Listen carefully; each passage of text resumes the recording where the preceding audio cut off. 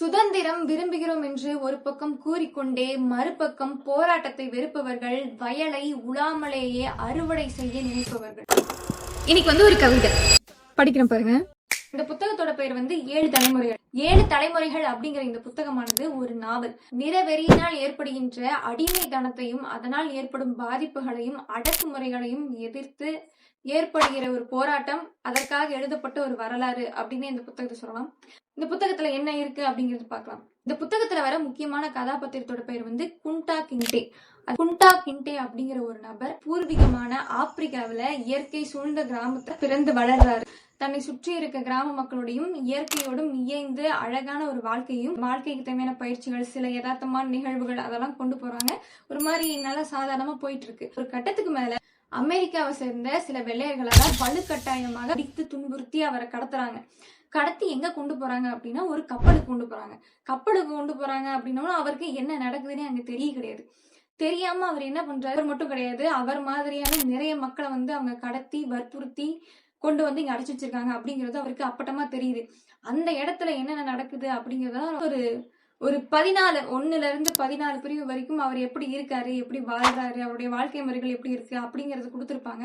அந்த 15வது சாப்டர் அதுக்கெல்லாம் தொடரும்போது நம்மளுக்கு எப்படி இருக்கும், அவங்களால வெளியேறவும் முடியாது, அவங்களால ஒண்ணும் பண்ண முடியாது. நடுக்கடல்ல ஒரு கப்பலோட அடிமட்டத்துல சங்கிலியால பிணைக்கப்பட்டு தன்னை சுற்றி நம்மை போலவே நிறைய நபர்கள் இருக்காங்க. அவங்களுக்கு தேவை அவங்களுடைய கழிவுகள், அவங்க விரும்பத்தகாதது, அவங்க விரும்பியது எதுவுமே அவங்களால பண்ண முடியாது. அவங்களுக்கு சாப்பாடு எதுவுமே வராது. அதையும் மீறி நாம கோவப்பட்டு நம்ம மீண்டெழுந்து என்னுடைய கோவத்தை காட்டுறேன், என்னுடைய பலத்தை காட்டுறேன்னு நாங்க தப்பிக்க முயற்சி பண்றாங்க அந்த கப்பல்ல இருந்து. ஆனா அங்க இருந்த வெள்ளையர்கள் அவங்களோட அதிகமா இருந்ததுனாலையும் இவங்களோட கொஞ்சம் பலம் பொருந்தி இருந்ததுனாலையும் அவங்களை அடிச்சு மறுபடியும் அந்த இடத்த அடைச்சிடுறாங்க. அப்படி அடைச்ச மனிதர் அந்த குண்டா கிண்டே அப்படிங்கிறவர் ஒரு வெள்ளையருக்கு அடிமையாக விற்கப்படுகிறார். அதுக்கப்புறம் என்ன நடக்குது அப்படிங்கறதான் இந்த கதை. தன்னுடைய குடும்பத்தையும் தன்னுடைய கிராமத்தையும் தன்னுடைய பூர்வீகத்தையும் பிரிஞ்சு என்னன்னே தெரியாத ஒரு இடத்துல எந்த ஒரு காரணமும் தெரியாம அடிமையாக வலுக்கட்டாயமாக விற்கப்பட்டு அங்க அவங்க படுற கஷ்டம், அங்க அவங்களுக்கு நடக்கிற கொடுமைகள், தன்னுடைய விருப்புகளையோ வெறுப்புகளையோ சொல்றதுக்கு கூட ஒரு வாய்ப்பு கிடைக்காம எவ்வளவு கஷ்டப்படுறாங்க, எவ்வளவு வருத்தப்படுறாங்க. அவங்களுடைய பயணம்லாம் என்ன மாதிரியான கொடுமையாக இருந்தது. அவங்களுடைய கப்பல் பயணமாகட்டும், கப்பல் பயணத்துக்கு அப்புறம் அவங்க அடிமையாக விற்கப்பட்ட முதலாளிகளிடம் அவங்க என்ன மாதிரியான பிரச்சனைகளையும் இன்னல்களையும் கொடுமைகளையும் அனுபவித்தாங்க. அங்க போய் தப்பிச்சு போய் அங்க ஒரு குடும்பத்தை உருவாக்கினா அந்த குடும்பத்தில இருந்து குழந்தைகளையும் சரி அவங்களுடைய மனைவியையும் சரி எப்படி பிரிச்சாங்க, அதெல்லாம் எவ்வளவு பெரிய கொடுமையான ஒரு வழியை உண்டாக்குச்சு.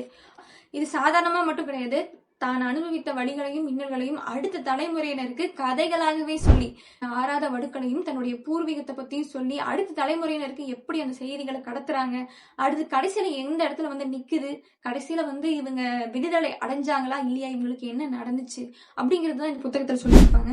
சுதந்திரம் நமக்கு வேணும், நம்மளுடைய பூர்வீகத்தை நம்ம அடைஞ்சே ஆகணும் அப்படிங்கிற ஒரு நெருப்பை அடுத்த தலைமுறையினருக்கு கதைகள் வழியாகவும் வாய்மொழிகள் தலைமுறைகளுக்கு சொல்றது மூலமாக என்னென்ன மாற்றங்கள் நிகழ்றதுக்கு என்னென்ன வாய்ப்பு இருக்கு அப்படிங்கறது இந்த புத்தகத்துல சொல்லியிருப்பாங்க. சுதந்திரம் வாங்குவதே என்னுடைய முக்கிய லட்சியம் அப்படிங்கறது அடுத்த தலைமுறையினருக்கு எப்படி தன்னுடைய சுதந்திர நெருப்பை வாய் வழியாகவும் ஒரு விஷயத்த சொல்றது மூலமா எந்த மாதிரியா கடத்துறாங்க, பிற்காலத்துல எந்த மாதிரியான தாக்கங்களை உண்டாக்குது, அதனால என்ன மாற்றங்கள் நடக்குது அப்படிங்கறத சொல்லியிருப்பாங்க. இந்த புத்தகத்துல ஒரு 55 பிரிவுகளா கொடுத்திருப்பாங்க. அந்த 55 பிரிவுகளை ஒரு முதல்ல இருந்து 15 பிரிவு அதுல எப்படின்னா அந்த குண்டா கிண்டே அப்படிங்கிற ஒரு நபருடைய வாழ்க்கை முறையும் இயற்கையான கிராமம், அந்த கிராமத்துல இருக்கிற சம்பிரதாயங்கள், அவங்களுடைய வாழ்க்கை முறைகள் எல்லாம் விவரிச்சிருப்பாங்க. அந்த 15 அப்படிங்கிற அந்த சாப்டருக்கு மேலதான் இருக்குது அப்படிங்கிற மாதிரி இருக்கும். எப்படி சொல்றது, ஒரு சில கஷ்டமான பகுதிகள், அதாவது அந்த வாழ்க்கையை மாத்திர பகுதிகள் அப்படிங்கிறது அந்த 15 சாப்டருக்கு மேலதான் இருக்கும். வரலாற்றுல ஒரு சமூகம் நிறவெறியினால் எவ்வாறு பாதிக்கப்பட்டதுனால என்னென்ன கஷ்டங்களை அனுபவிக்கிறாங்க, அந்த கஷ்டத்துல இருந்து அவங்க வெளியே வந்தாங்களா, அடுத்து என்னென்ன முயற்சிகள் பண்ணாங்க, அதுக்கப்புறம் என்ன மாதிரியான மாற்றம் நிகழ்ந்துச்சு, இன்னும் என்ன மாதிரியான மாற்றங்கள்லாம் நிகழ்ந்துட்டு இருக்கு அப்படிங்கறது சொல்லியிருப்பாங்க. அதாவது தலைமுறையினராக இந்த கதைகளை சொல்லி கடைசியா தலைமுறையினரை சேர்ந்த ஒரு நபர் தான் இந்த புத்தகத்தை எழுதியிருக்காங்க. அந்த வழிகளோட அவர்களுக்கு தெரிந்த விஷயத்த வச்சு அப்படின்னு இந்த புத்தகத்தை கடைசியா முடிச்சிருப்பாங்க.